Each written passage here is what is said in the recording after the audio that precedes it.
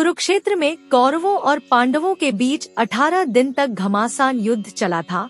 एक और धर्म के लिए लड़ने वाले पांडव थे, तो दूसरी ओर छल कपट और धोखा देने में माहिर कौरव। उन्होंने छल से युद्ध जीतने के लिए एक रणनीति बनाई। उनकी योजना थी कि वो अर्जुन को युद्ध में उलझाकर चारों भाइयों से दूर ले जाएंगे और फिर युधिष्ठिर को बंदी बनाकर युद्ध जीत लेंगे।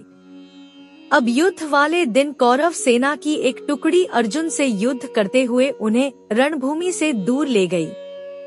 वहीं गुरु द्रोणाचार्य ने युधिष्ठिर को बंदी बनाने के लिए चक्रव्यूह की रचना की, जबकि पांडवों में सिर्फ अर्जुन को पता था कि चक्रव्यूह को कैसे तोड़ना है। अर्जुन के दूर जाते ही गुरु द्रोणाचार्य ने पांडवों को ललकारते हुए कहा कि या तो युद्ध लड़ो या फिर हार मान लो। युद्ध के नियम के अनुसार युद्ध लड़ना जरूरी था। यदि युद्ध न करते तो भी हार जाते और युद्ध करते तो भी हार निश्चित थी। अब धर्मराज युधिष्ठिर को कुछ सूझ नहीं रहा था कि क्या करें और क्या न करें। उसी समय धर्मराज युधिष्ठिर के सामने एक युवक खड़ा हुआ और कहा, काकाश्री, मुझे चक्रव्यूह को तोड़ने और युद्ध करने का आशीर्वाद दीजिए। यह युवक कोई और नहीं बल्कि अर्जुन का पुत्र अभिमन्यु था। अभिमन्यु अभी मात्र 16 वर्ष का ही था, लेकिन सभी जानते थे कि वह युद्ध कौशल में अपने पिता के जैसा ही निपुण है। युधिष्ठिर ने अभिमन्यु को मना किया, लेकिन अभिमन्यु नहीं माना और उसने कहा, मुझे चक्रव्यूह तोड़ना आता है। जब मैं अपनी माँ के गर्भ में था तो पिता ने माँ को चक्रव्यूह तोड़ने का तरीका बताया था। बस तभी मैंने इसे सीख लिया था। मैं आगे रहूंगा और आप सब मेरे पीछे पीछे आइए। हार मानकर युधिष्ठिर ने अभिमन्यु की बात मान ली और सभी युद्ध के लिए तैयार हो गए।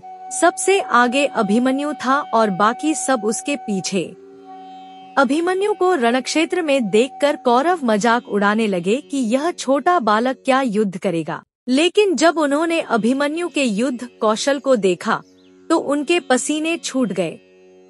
आगे बढ़ते हुए अभिमन्यु ने दुर्योधन के पुत्र लक्ष्मण का मार गिराया और चक्रव्यूह में प्रवेश कर गया। उसके चक्रव्यूह में प्रवेश करते ही सिंधु के राजा जयद्रथ ने चक्रव्यूह का द्वार बंद कर दिया ताकि चारों भाई चक्रव्यूह में प्रवेश न कर पाएं। अभिमन्यु आगे बढ़ता जा रहा था। उसने एक एक करके सभी योद्धाओं का हरा दिया, जिनमें स्वयं दुर्योधन, कर्ण और गुरु द्रोण भी शामिल थे। किसी को कोई उपाय समझ नहीं आ रहा था। तभी कौरवों के सभी महारथियों ने एक साथ मिलकर अभिमन्यु पर हमला कर दिया।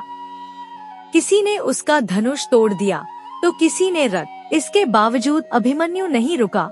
उसने रथ का पहिया उठाकर युद्ध करना शुरू कर दिया।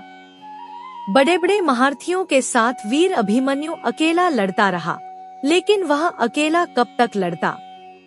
अंत में सभी ने मिलकर उसकी हत्या कर दी और अभिमन्यु वीर गति को प्राप्त हुआ।